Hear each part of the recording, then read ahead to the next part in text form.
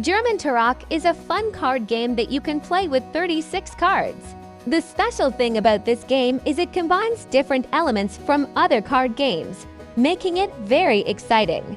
Here's how you play. Each player gets 9 cards, and the aim is to win as many tricks as possible.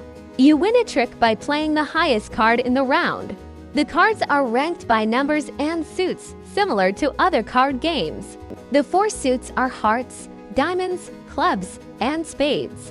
The highest card in each suit is an ace. Then comes the king, queen, jack, and then the numbered cards from 10 to 6. During a round, if someone plays a card of a particular suit, all the other players must play a card of the same suit if they have one. If you don't have a card of that suit, you can play any card you like. The player who wins the trick starts the next round. The game continues until all 9 tricks are played, and the person with the most tricks at the end wins.